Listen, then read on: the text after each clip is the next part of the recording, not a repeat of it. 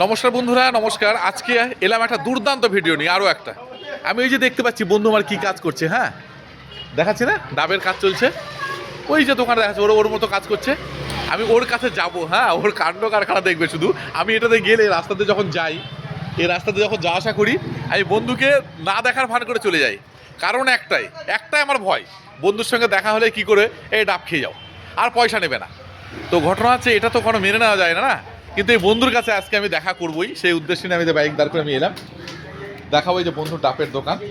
কিন্তু বন্ধুটা যে আমার কত গুণীজন সেটা আগে বলতে হবে, আমাকে বলতেই হবে।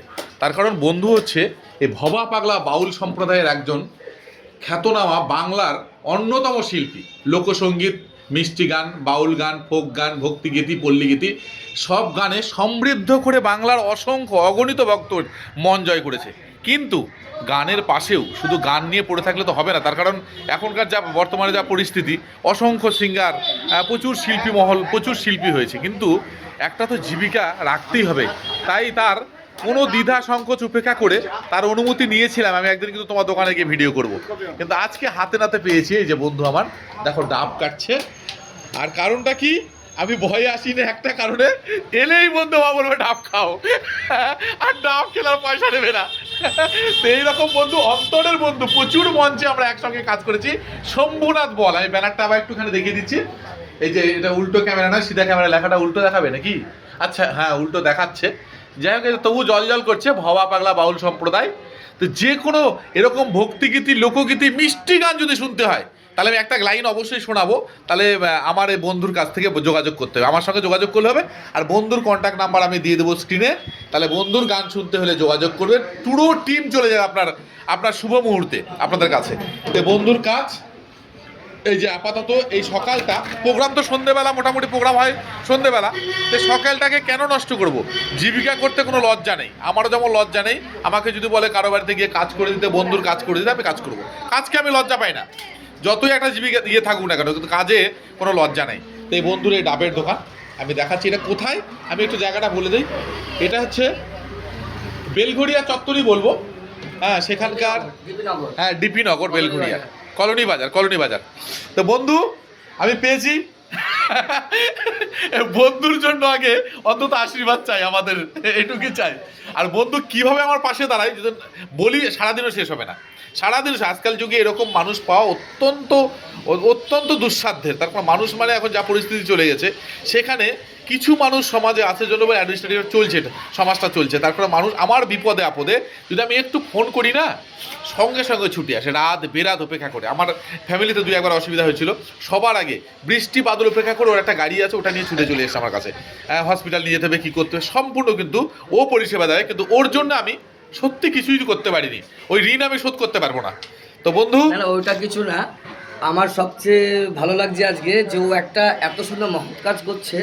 ও নিজের জমিতে উত্তরবঙ্গে একটা অনাথ আশ্রম, বৃদ্ধাশ্রম করছে। আমি সত্যি বলছি, আজকে মন থেকে বলছি, আমি খুব আনন্দিত, আপ্লুত। কারণ হচ্ছে আমি একটা অনাথ আশ্রমে বড় হয়েছি, অনাথ মিশনে। সেই জায়গা থেকে বড় হয়েছি, কত যে কষ্টের, এই কষ্টের কথা বোঝা যাবে না। আজকে বৃদ্ধাশ্রমে মা বাবারা থাকে, তারা যে সারাটা লাইফ যতদিন থাকবে কত যে কষ্ট থাকে, হয়তো তাদের জন্য যারা বৃদ্ধাশ্রমটা চালায় তারা হয়তো অনেক চেষ্টা করে তাদেরকে আনন্দ দেওয়া যায়, তবুও তাদের মন কিন্তু পড়ে থাকে সে বাড়ির তাদের প্রিয়জনদের জন্য। আমি প্রত্যেককে বলবো যে বৃদ্ধাশ্রমে যাতে মা বাবা না যায়। আমরা করছি একটাই কারণে, যে সমস্ত ছেলেমেয়েরা মানে হতভাগা মা বাবাই বলবো, যে আমি জানি না কেন, কিসের জন্য তারা আজকে এত ডিগ্রি পাচ্ছে, এত চাকরি করছে, এত বড় বড় টাকা মাইনা পাচ্ছে, তবু তারা মা বাবাকে বৃদ্ধাশ্রমে পাঠিয়ে দিচ্ছে। এটা বড় লজ্জার আমাদের সন্তানদের জন্য। আর আমরাও হলাম আরেক সন্তান, আমি আমার ভাই সব একসাথেই আছি। এই অনাথ আশ্রম, বৃদ্ধাশ্রমকে আমরা তুলে ধরবো। আর এই যে ব্যবসাটা দেখলেন, এই ব্যবসাটা আমি অনেক কষ্টে দিচ্ছি। যখন লকডাউন ছিল, আমাদের গান বাজনা বন্ধ হয়ে গেছিলো, তখন কি করে চলবো? তখন আমি দুটো ছেলেকে নিয়ে এই ব্যবসাটা শুরু করলাম। আমাদের আরও দুটো দোকান আছে, ব্যবসাটা শুরু করলাম। আমি সকালবেলা পাইকারি এখান দিয়ে দিয়ে দিই, বাদ বাকি যতটুকু রেস্ট মাল থাকে সেই মালটুকু আমি নিজের হাতে বিক্রি করে দিই। আর আমার এই ভাই এখান দিয়ে অনেকবার যায়, লুকিয়ে লুকিয়ে পালিয়ে যায়, আসবে না। বলে দাদা তুমি তো ব্যবসা করতে বলোনি, বসনি এখানে, তুমি ভালোবাসা বিতরণ করতে বসেছো। আমি এটা আবার কী কথা, বলে আসলে তুমি ডাব খাওয়াতে চাও। আমি বলি দেখো আমি তো সবাইকে খাওয়াই না, আমি কিছু কিছু মানুষকে ভালোবাসি, তাদেরকে ডাকলে একটু আসি, কী খাবো, আমার কাছে তো এখানে কিছু নেই, আমার তো বাড়ি না, এটা দোকান। তাই যাই হোক, সকলের আশীর্বাদ নিয়ে চলছি, ভালো আছি, গান বাজনাও ভালো চলছে আপনাদের আশীর্বাদে। আমি সবাইকে একটাই অনুরোধ করব, সকলে আমার পাশে নয়, আমার এই ভাইটার পাশে থেকো, যে এত সুন্দর একটা আশ্রম তৈরি করছে, বৃদ্ধাশ্রম, অনাথ আশ্রম। আমার মনে হয় ও যে কত বড় পুণ্যের কাজ করছে ও নিজেও জানে না।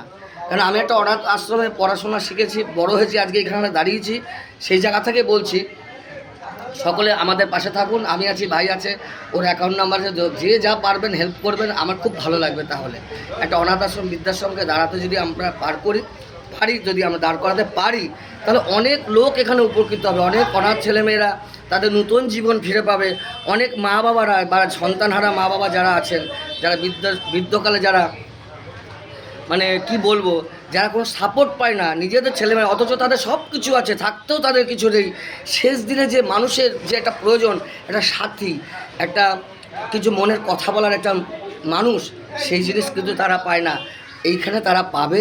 আমি কথা দিচ্ছি, আপনারা আসুন, আমাদের সাথে থাকুন, জোরহাত করে অনুরোধ। সত্যি কথা বলতে কি, আর বন্ধুটা যেটা জবনিকের আড়ালে বলেছে সেটা শুনে আমার চোখে জল এসে গেছে। ওর তো চোখে যেমন জল এলো, সেটাই প্রমাণ করে দিল যে মনটা কি চায়, হৃদয়টা কতটা সরল হলে চোখ থেকে বলতে গিয়ে জল বেরিয়ে আসে।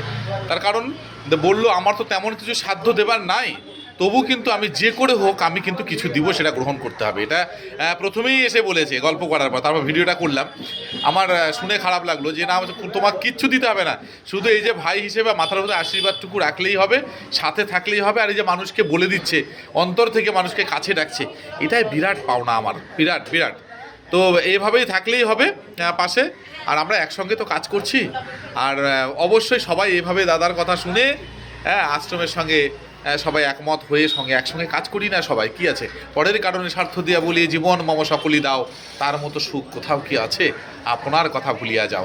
কবির ভাষায় বললাম, আবার স্বার্থমগ্ন যে জন বিমুখ বৃহৎ জগৎ হতে, সে কখনো শিখেনি বাঁচিতে, কবির ভাষাতেই। তো যাই হোক, আসুন সকলে মিলে একসঙ্গে কাজ করি এভাবেই। আর এরকম বন্ধু পাশে থাকলে আমার মনে হয় না কাজে কোনো বাধা প্রতিকূলতা আসবে। Thank you. যদি ভালো লেগে থাকে বিষয়টা, তাহলে একটু লাইক কমেন্ট, শুধু শেয়ার চাইবো, এটা প্রচার হোক, যাক। দেখবেন এরকম কিছু আমাদের মতো সহৃদয় ব্যক্তি সমাজে অনেক আছেন, তারা এগিয়ে এলে, তাদের আশীর্বাদ নিয়ে এগিয়ে গেলে আমরা ধন্য হব। Thank you.